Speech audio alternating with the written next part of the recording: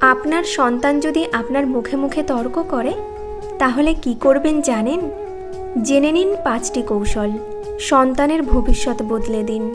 আজকের ভিডিওটি খুবই গুরুত্বপূর্ণ, কারণ আমরা এমন একটি বিষয় নিয়ে কথা বলতে যাচ্ছি যা প্রায় প্রতিটি পরিবারেই কম বেশি ঘটে। সন্তানের মুখে মুখে তর্ক করা। আপনার সন্তান যখন ছোট ছিল সে হয়তো আপনার কোলে বসে থাকতো, আপনার বলা প্রতিটি কথা মেনে চলতো, কিন্তু সময়ের সাথে সাথে বয়স বাড়ার সাথে তার আচরণেও পরিবর্তন এসেছে। এখন আপনি যেটা বলছেন সে সেটার যুক্তি খুঁজছে। আপনি কোনো কিছু নিষেধ করলেই সে পাল্টা যুক্তি দিচ্ছে, কখনো কখনো রেগে গিয়ে তর্কে জড়াচ্ছে। এই পরিবর্তনটা হঠাৎ করে ঘটছে, তাই আপনি চিন্তিত। আপনি হয়তো ভাবছেন, আমি কোথায় ভুল করলাম? আমার সন্তান এত রূঢ় ব্যবহার কেন করছে? সে তো আগে এমন ছিল না। এটা খুবই স্বাভাবিক অনুভব, কিন্তু শুধু চিন্তিত হলে হবে না, আপনাকে সঠিক উপায়ে প্রতিক্রিয়া জানাতে হবে। আপনি যদি রেগে গিয়ে গালাগালি করেন, মারধর করেন বা কড়া ভাষায় কথা বলেন, তাহলে পরিস্থিতি আরও খারাপ হবে। আবার যদি একেবারে চুপচাপ থাকেন বা সব মেনে নেন, তাহলে সন্তান মনে করবে আপনি দুর্বল এবং তার এই তর্কের আচরণই স্বাভাবিক হয়ে দাঁড়াবে। তাই আজ আমরা আলোচনা করব কিভাবে আপনি একজন অভিভাবক হিসেবে আপনার সন্তানের সঙ্গে কথা বলবেন যখন সে আপনার মুখে মুখে তর্ক করে। কিভাবে আপনি নিজের সম্মান বজায় রেখে তার মধ্যে শৃঙ্খলা তৈরি করবেন, এবং কিভাবে আপনি এমন 5টি কৌশল প্রয়োগ করবেন যা আপনার সন্তানকে ধীরে ধীরে পরিবর্তন করে তুলবে। এগুলো একদিনে কাজ করবে না, কিন্তু আপনি যদি ধারাবাহিকভাবে এগুলো মেনে চলেন তাহলে আপনি নিজেই বুঝতে পারবেন আপনার সন্তান বদলে যাচ্ছে। আসুন তাহলে শুরু করা যাক 5টি কার্যকর কৌশল। নাম্বার 1, শান্ত থাকুন, কিন্তু নীরব থাকবেন না। সন্তানের মুখে মুখে তর্ক করার মুহূর্তে আপনি যদি রেগে যান সেটা স্বাভাবিক, কিন্তু সেই রাগে আপনি যদি মুখের উপর রিয়্যাক্ট করেন তাহলে আপনি নিজেই তর্কের অংশ হয়ে যান। আপনার সন্তানের সঙ্গে আপনি তখন এক ধরনের প্রতিযোগিতায় লিপ্ত হচ্ছেন, কে জিতবে এই লড়াইয়ে। কিন্তু আপনার লক্ষ্য তো এটা নয়। আপনি চাইছেন আপনার সন্তান বুঝুক, শিখুক এবং পরিবর্তিত হোক। তাই প্রথম কৌশল হলো শান্ত থাকা। শান্ত মানে এই নয় যে আপনি চুপ থাকবেন, বরং আপনি মাথা ঠান্ডা রেখে এমনভাবে কথা বলবেন যাতে আপনার অবস্থান পরিষ্কার হয়।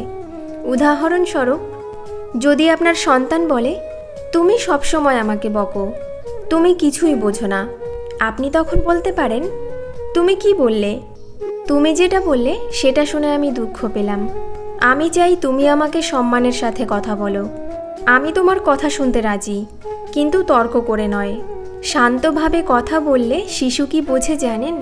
সে বোঝে আমার বাবা মা সহজে ভেঙে পড়েন না, তারা শক্ত কিন্তু ন্যায্য।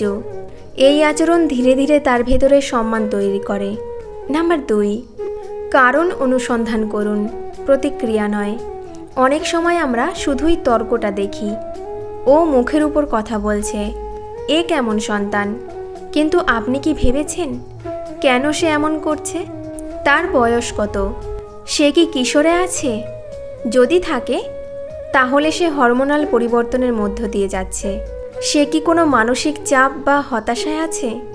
হতে পারে স্কুলে বন্ধুদের সঙ্গে সমস্যা হচ্ছে, হয়তো সে নিজেকে নিয়ে হতাশ আছে।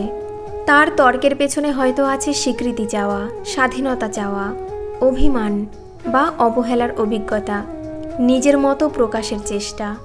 তাই দ্বিতীয় কৌশল হলো শুধু প্রতিক্রিয়া না দিয়ে তার আচরণের কারণ খুঁজে বের করুন। আপনি যদি সন্তানের সঙ্গে এমনভাবে কথা বলেন, তুমি এমন করছো কেন? কিছু তো একটা হয়েছে, আমাকে বলো। তাহলে প্রথমে হয়তো সে কিছুই বলবে না, কিন্তু আপনি যদি আগ্রহ নিয়ে বিচার না করে শুনতে থাকেন, একসময় সে তার কষ্টগুলো ভাগ করে নেবে। এই একটাই পদক্ষেপ আপনাদের সম্পর্কের ভিত্তি বদলে দিতে পারে।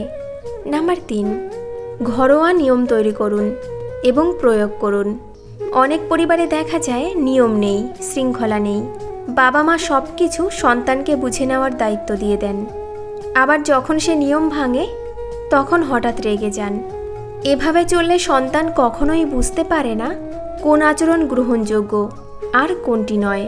তাই তৃতীয় কৌশল হলো সরাসরি কথা বলে একটি নিয়মিত পারিবারিক কাঠামো তৈরি করুন। যেমন পরিবারের সদস্যদের একজন আরেকজনকে সম্মান করে কথা বলতে হবে। কেউ উচ্চস্বরে তর্ক করলে তার সঙ্গে তখনই আলোচনা বন্ধ থাকবে। পরিবারের যে কোনো সিদ্ধান্তের আগে আলোচনা হবে এবং তারপরেই চূড়ান্ত সিদ্ধান্ত হবে। অভিভাবকের এই নিয়মগুলো শুধু বানিয়ে ফেললেই হবে না, বাস্তবায়ন করতে হবে এবং সবাইকেই মানতে হবে, বাবা মাকেও। আপনার সন্তান যখন দেখবে আপনি নিজেও নিয়ম মেনে চলছেন, তখন সেও নিয়ম মেনে চলতে বাধ্য হবে। নাম্বার 4, যথার্থ পরিণতি দিন, কিন্তু শাস্তি নয়। অনেক অভিভাবক সন্তানের তর্কের কারণে শাস্তি দেন। ফোন কেড়ে নেওয়া, বাইরে যেতে না দেওয়া, মারধর করা। কিন্তু আপনি জানেন কি, শাস্তি সন্তানকে শুধুই ভয় দেখায়, শিক্ষা দেয় না। অন্যদিকে যথার্থ পরিণতি শেখায় দায়িত্ব এবং উপলব্ধি। যেমন যদি সে তর্ক করে এবং নিয়ম ভাঙে, তাহলে আপনি তার পছন্দের কাজ থেকে তাকে কিছু সময় বিরত রাখবেন। আপনি তাকে বোঝাবেন, তুমি যদি সম্মান না দেখাও, তাহলে আমরা আজ তোমার পছন্দের খেলা বা মুভি দেখা বন্ধ রাখব। এই রকম যুক্তিসঙ্গত পরিণতি তাকে বোঝাবে আচরণের একটা ফলাফল আছে। এটা হবে শিক্ষা, প্রতিশোধ নয়। আপনার লক্ষ্য শাস্তি নয়, চেতনার বিকাশ। আর সেই জন্যই এই কৌশল অত্যন্ত গুরুত্বপূর্ণ। নাম্বার 5, ভালো আচরণের প্রশংসা করুন, নেতিবাচক আচরণে নীরব প্রতিক্রিয়া দিন। সন্তান যখন তর্ক করে, তখন আমরা তার প্রতি যতটা মনোযোগ দিই, সে যখন ভালো আচরণ করে ততটা দিই না। এই কারণে সে বোঝে আমি মুখে মুখে কিছু বললে বাবা মা গুরুত্ব দেন। এটা অবচেতনভাবে তাকে আরও বিরূপ আচরণে উৎসাহিত করে। তাই পঞ্চম কৌশল হলো, যখন সে শান্তভাবে কথা বলে, শ্রদ্ধা করে, তখন তাৎক্ষণিকভাবে প্রশংসা করুন। বলুন, আজ তুমি খুব সুন্দরভাবে নিজের মতো বললে, আমি গর্বিত, তুমি আজ খুব ভালো আচরণ করেছো। আর যখন সে রেগে গিয়ে মুখে মুখে তর্ক করে, আপনি তাকে একবার বলে দিন, এভাবে কথা বললে আমি কথা বলবো না, এরপর চুপ করে যান। এই নীরব প্রতিক্রিয়া তাকে দেখাবে নেতিবাচক আচরণে আপনি গুরুত্ব দেন না। সন্তান তখন নিজেই বুঝবে কিভাবে কথা বললে সে গুরুত্ব পাবে। আজ আমরা এমন 5টি কৌশল নিয়ে আলোচনা করলাম, যা আপনার সন্তান যদি আপনার মুখে মুখে তর্ক করে, তাহলে আপনি কিভাবে তা সামাল দিতে পারেন। মনে রাখবেন, আপনি একজন অভিভাবক। আপনার শক্তি কণ্ঠের জোরে নয়, বরং ধৈর্য, কৌশল এবং ভালোবাসায়। আপনার সঙ্গে আপনার সন্তানের সম্পর্কটাই হবে তার ভবিষ্যতের ভিত্তি। আপনি যদি কঠিন হয়ে যান, সে হয়তো ভয় পাবে, কিন্তু বদলাবে না। আবার যদি আপনি একেবারে নমনীয় হয়ে পড়েন, তাহলে সে দিক হারাবে। তাই মাঝামাঝি পথটাই সেরা।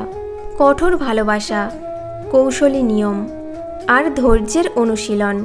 শেষে বলি, পরিবর্তন একদিনে আসে না, কিন্তু আপনি যদি আজ থেকেই এই কৌশলগুলো ধাপে ধাপে প্রয়োগ করতে থাকেন, তাহলে আপনি নিজেই অবাক হয়ে যাবেন আপনার সন্তান কেমন বদলে যাচ্ছে। আপনার শিশুর ভেতরের সম্ভাবনা বিশাল। বন্ধুরা, ভিডিওটি ভালো লাগলে একটি কমেন্ট করে যেও আর সাবস্ক্রাইব করে আমাদের পাশে থেকো।